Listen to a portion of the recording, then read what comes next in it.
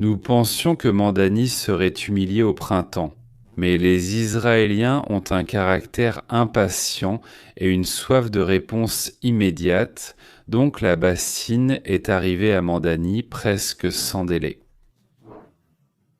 Il ne s'était même pas encore écoulé 2 semaines depuis la sadéguration et les discours sur la force irrésistible, comment dire, du marxisme-trotskisme. C'est vrai, on sait bien qu'on attend 3 ans ce qui a été promis, et dans le cas, disons, des communaux-fascistes, on peut attendre même 33 ans. Attendre le vol chez Mandani n'a pas marché, mais la chute, elle, a été magnifique, vraiment magnifique. Donc sa principale promesse a été, annulée dès le premier procès, et c'était inoubliable. C'était tout simplement inoubliable. Inoubliable. Qu'est-ce que cela va commencer à signifier pour lui et pour New York ? Bien sûr, c'est le plus intéressant, nous allons en parler, mais d'abord, avant de raconter ce que cela peut nous apporter, à nous, les New-Yorkais. Essayons de comprendre ce qu'il a promis et pourquoi les Israéliens sont devenus furieux. Je dirais cela, n'oubliez pas. Cela signifie que vos amis n'ont pas toujours une vision correcte et complète du chaos mondial qui amuse certains et attriste beaucoup d'autres.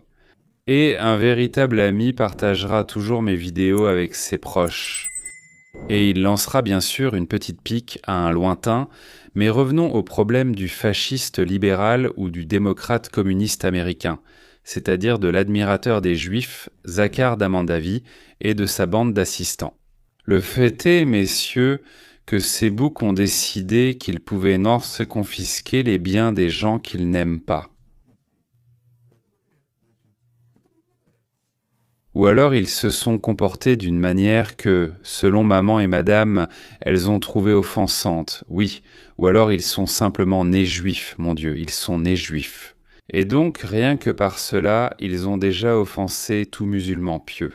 Parce qu'Allah est Akbar, et celui-là, le petit dieu juif, enfin une sorte d'idole, qu'ils appellent El ou Yahvé, comme ils l'appellent là-bas. Ou peu importe comment ils l'appellent, face à notre Allah, ça ne tient pas, notre Allah Akbar est supérieur à votre El. Bien sûr, c'est en réalité le même Dieu, mais avec un accent musulman, il passe du Dieu faible d'Abraham et de Moïse au Dieu puissant de Mohamed et Ismaël. Pour Zakaram aussi, c'est Akbar. Eh bien, il est un peu raccourci maintenant. Déjà après le procès, Mamdani l'a raccourci, comme je l'ai déjà dit, le procès, un tribunal américain ordinaire, qui a la proposition de Mamdani de prendre la maison aux Juifs. A dit Chavo, excusez-moi Chavo. Et il est resté là, la bouche ouverte, jusqu'à la fin de la journée de travail. Il est largement rapporté que Mamdani vient tout juste de perdre son premier grand procès devant le tribunal fédéral des faillites. Le juge a complètement mis fin à sa tentative de bloquer la vente de plus de 5000 appartements à loyer réglementé. Et voici la véritable ironie. Vous ne devinerez jamais qui était l'acheteur que Mamdani essayait d'arrêter. C'est une société immobilière israélienne. L'homme accusé d'être le maire le plus antisémite de l'histoire de New York vient d'être dépassé par une société immobilière israélienne. On ne pourrait pas inventer ça et il n'a pris ses fonctions que depuis quelques jours. Après avoir promis d'utiliser tout le pouvoir de l'État pour contrôler le marché du logement, en confisquant la propriété privée sous prétexte de plan socialiste. En Amérique, une organisation s'est arrogé le droit de nous voler quand elle le souhaite. Le Congrès des États-Unis s'est attribué le droit de dépouiller citoyens, villes, villages et comtés. Les comtés ne peuvent pas, selon la loi, te retirer tes biens. Ils ne le peuvent dire que s'ils prouvent que l'endroit où se trouve ta propriété, disons une maison ou un entrepôt, est concerné. Je ne sais pas ce qu'il leur faut d'autre pour une affaire qui leur semble très importante. À eux, je souligne. Par exemple, dégage de ta maison, parce que la femme du maire veut construire à la place de ta maison un refuge pour les paralysés, ou bien pour les alcooliques ou les toxicomanes. Peu importe maintenant, ou bien le parti au pouvoir veut y construire une route, disons, jusqu'à une maison, disons jusqu'à une maison. d'un sénateur qui a obtenu de l'argent pour la ville afin de construire un barrage pour endiguer la rivière et inonder le chantier précédent, sur lequel il y a eu tellement de vols qu'on ne peut plus ni le fermer, ni le terminer. En somme, les autorités de la ville peuvent voler. Un habitant de la ville peut être volé, mais il faut agir selon les règles du vol et pas selon d'autres règles de vol. Les règles établies et émises par le Congrès de l'État ne sont pas des règles de vol, mais elles doivent servir de prétexte et de règle. Il est interdit de voler la population. Voilà, Mandani n'a pas compris et pensait que voler, c'est voler et que, bon, je fais ce que je veux. Je suis le maire, non? Eh bien, il n'a pas compris. Au lieu de l'étrier, il s'est retrouvé sur le postérieur de Mérine, où il était assis. Les États-Unis ne sont pas le Honduras, où l'on vole ce qu'on veut, quand on veut, mais où certaines personnes sont intouchables, c'est la règle là-bas.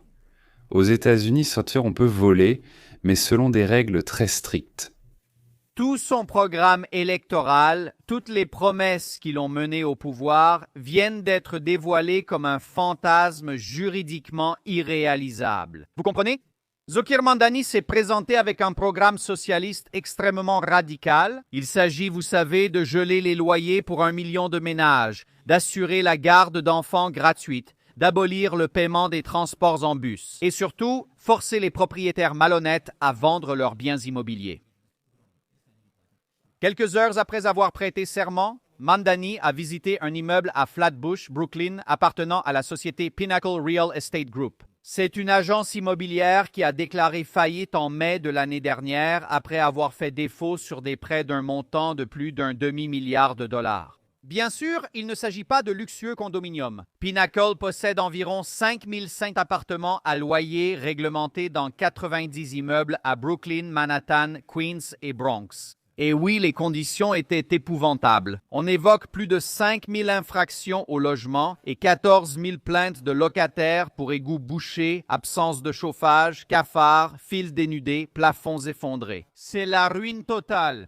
Mais les médias traditionnels et Mandani ont passé sous silence le fait que ces conditions étaient le résultat des lois de New York qui n'autorisaient pas l'augmentation des loyers, ce qui rendait économiquement impossible de financer toutes les améliorations nécessaires dans les appartements. Conformément aux normes, la ville a interdit d'augmenter les loyers, l'inflation a commencé à se produire et à ronger les bénéfices, et les propriétaires recevaient moins de loyers qu'ils ne devaient en payer pour l'entretien des immeubles. C'est-à-dire que je loue un immeuble dans lequel j'ai investi énormément d'argent, mais je reçois en retour moins d'argent qu'il n'en faut pour l'entretenir. Ils n'avaient en plus d'argent pour y faire des réparations. Disons que bien sûr les autorités municipales sont responsables de cela, n'est-ce pas, qui d'autre, mais les autorités municipales, en général, les autorités n'admettent jamais qu'elles sont coupables de quoi que ce soit. Et Mandani a déclaré qu'il allait retirer aux propriétaires de ces immeubles en mauvais état leurs biens, c'est-à-dire dépouiller les propriétaires qui y avaient investi beaucoup d'argent, de temps et d'efforts. Et après avoir pris, il a pris, par exemple, il a attaqué, il a expulsé, il a tué, il a mis en prison, je ne sais pas, oui. Après avoir pris, il faut faire quelque chose avec ça, non? Il comptait aller voir les habitants plus aisés de la ville, leur prendre leurs économies, il voulait instaurer une taxe sur les économies et, avec cet argent, réparer les immeubles et permettre aux habitants qui y vivaient d'y résider gratuitement dans les immeubles rénovés. Si ce n'était pas gratuit, c'était moins cher. Ainsi, après 2 ou 3 ans, quand tout s'effondrait, il fallait encore dépouiller les habitants. Il fallait encore leur prendre de l'argent et réparer les bâtiments abandonnés. Et c'est toujours comme ça. Depuis combien de temps le communofascisme existe-t-il? Ces conditions délabrées sont en réalité le résultat de ces mêmes lois que Mamdani soutient et défend. Mais cela n'a pas d'importance, c'est précisément à ce moment-là que Mamdani a vu son heure de gloire. La société Summit Properties États-Unis d'Amérique, qui est la filiale américaine de l'une des grandes agences immobilières israéliennes, a soumis une offre gagnante d'un montant de 450 €, 1 million de dollars pour racheter tous ses biens immobiliers en cours de faillite. Mamdani a immédiatement annoncé que les autorités municipales avaient l'intention d'intervenir pour bloquer cette transaction. Donc, Son argument était qu'il affirmait que la société Pinnacle, les propriétaires initiaux, devaient à la ville de New York 12,7 millions de dollars d'amende impayée, ce qui faisait de la ville un créancier dans la procédure de faillite. Mais il était tout à fait clair quel était son véritable objectif. Mamdani voulait que New York, le gouvernement, l'Organisation des Nations Unies Société à responsabilité limitée ou une organisation non gouvernementale d'extrême gauche qui l'approuve prenne le contrôle de ses propriétés privées. Les Israéliens ont proposé d'acheter et de rénover le bâtiment, mais Mamdani a décidé qu'il n'allait pas laisser la transaction se faire et qu'il allait simplement prendre le bâtiment au propriétaire, le prendre. Et tout ça simplement parce qu'il en avait très envie. Eh bien, pourquoi ne pas le laisser prendre ce qu'il veut? Comme Lénine, Boukharine et Trotsky, on va prendre, c'est tout. Le juge fédéral des faillites, David Jones, a vu clair dans ce jeu et le 9 janvier, Jones a rejeté la demande de la ville sans accorder absolument aucun délai pour procéder à la vente. La transaction a été immédiate et Summit a remporté l'enchère pour 451,3 millions de dollars. La propriété privée restera désormais privée. Cela signifie que toutes les autres tentatives de Mamdani de s'emparer de biens privés et de nationaliser ou de municipaliser des bâtiments résidentiels, des bureaux ou des locaux industriels ne passeront probablement pas, mais selon sa rente, c'est-à-dire la plus grande ou l'une des principales promesses de Mamdani. 1 million de personnes vivront dans les appartements, mais ils ne paieront pas pour eux, et leur logement sera payé par ceux qui, selon Mamdani, gagnent trop d'argent. Oh, c'est intéressant, oui, et même beaucoup trop. Aujourd'hui, c'est peut-être, disons, 200 000 par an, et demain, 123 524 dollars par an. Par mois, par jour, ou même sur 10 ans, peu importe. Mais en fait, n'importe quelle somme que les communaux-fascistes voudront prélever, et c'est eux qui décideront combien ils prendront. Ils voulaient vraiment faire ça, et l'ont même promis, et c'est pour ça que ces fous, ces déséquilibrés, les ont choisis. Et le juge fédéral lui a dit « Va au diable ». Absolument pas. Vous n'avez pas ce pouvoir et le marché libre décidera qui possède ces bâtiments. C'est sans aucun doute le premier et le plus important échec juridique pour le maire dont toute la plateforme dépend du contrôle étatique sur le marché du logement. L'Union des républiques socialistes soviétiques se serait effondrée si elle n'avait pas contrôlé nos emplois et nos lieux de résidence. Elle se serait effondrée dès les 5 premières années. New York n'est pas un État, donc, mais le lieu de résidence des gens est là où ils achètent, là où ils se reposent, là où ils se soignent, travaillent. Ils veulent vraiment contrôler, et j'espère vraiment qu'à l'avenir, ils comprendront soudainement qu'ils n'y arriveront pas, même si, peut-être, ils ne l'ont pas encore compris. Notre pays et nos villes ne sont tout simplement pas adaptés juridiquement ou économiquement aux fantasmes socialistes. Et voilà, Mamdani découvre déjà qu'il ne peut même pas accomplir une petite partie de ce qu'il avait promis et c'est pourquoi il crée maintenant la tempête parfaite pour une révolte. Ceux qui sont contre le socialisme, comme les habitants de Staten Island, s'opposent déjà à lui. Mais de plus en plus, il aura des électeurs très déçus dans les 5 arrondissements qui se rendront de plus en plus compte qu'en réalité, c'est un escroc. C'est une fiction socialiste, il est tout simplement incapable de tenir ses promesses. Et cela signifie qu'ils peuvent facilement changer de loyauté, tourner le dos aux populistes de gauche et rejoindre à la place les populistes de droite. Et cela ne fait qu'alimenter et témoigner des conflits d'Ernst avec les tendances séparatistes douteuses de Staten Island. Ensuite, des candidats démocrates aux primaires et des républicains à la mairie commenceront à apparaître partout en ville. Quoi qu'il en soit, Zokrom Mamdani vient tout juste de subir sa première grande défaite politique et, compte tenu de l'absurdité de ses promesses, ce ne sera certainement pas la dernière. En fait, je suis content que New York, devenu complètement fou pour n'importe quoi, ait choisi cette option communo-fasciste. Je ne veux pas prononcer le mot « maire ». Tout le pays suit cette expérience. Eh bien, New York, c'est New York, parce que c'est New York. Et si ça marche, si le peuple est heureux, alors il ira voter pour les mêmes énergumènes dans tout le pays. Mais si à New York il y a de la désorganisation, du chaos, de l'instabilité, du désordre, de la saleté, des crimes et tout ça, il y en aura, il y en aura. Oui, cela aidera à expliquer à la génération actuelle ce que nous avons vécu et ce dont nous nous sommes échappés. Que ce n'est pas un hasard, que ce n'était pas juste une bonne idée, mais que les gens là-bas en Union soviétique, en République démocratique allemande, en Corée du Nord, étaient un mauvais, alors que les bonnes personnes, c'est ça qu'il comprendra.